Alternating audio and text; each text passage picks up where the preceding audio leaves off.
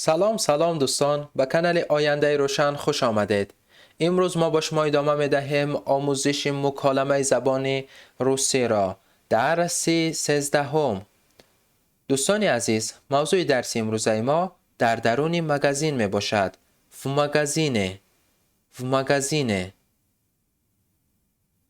Клиент: здравствуйте.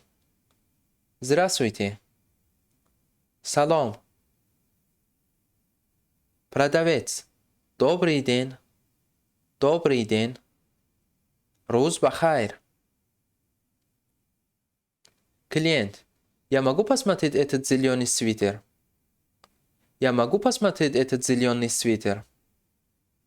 آیا من می توانم این سویتر سبز را ببینم؟ Продавец: какой размер? کدام размер? Клиент: 44. Я могу его примерить? Я могу его примерить? 44. آیا من می توانم آن را پوشیده اندازه کنم؟ Продавец: конечно, вот примерочная. البته، انا اتاق لباس پوشی. Через некоторое время. بعد از چند مدت. Клиент: к сожалению, он маленький. У вас есть такой же, только 46 размера? К сожалению, он маленький. У вас есть такой же, только 46 размера? متاسفانه آن خرد است.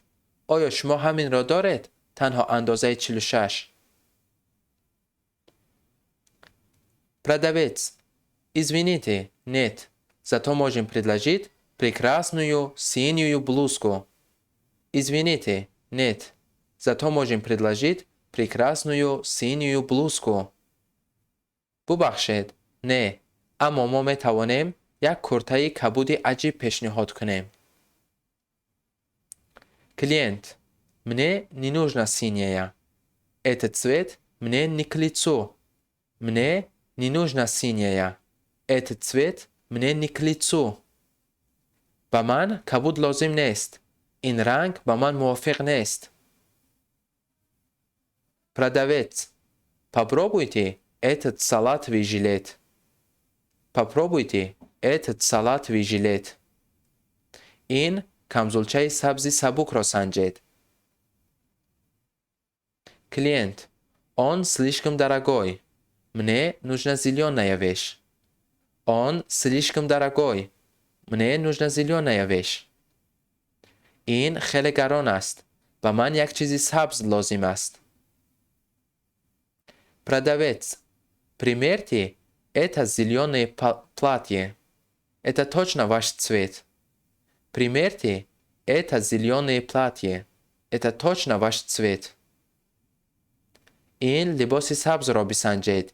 این انیق رنگ شماست. Клиент: спасибо, но у меня нет денег.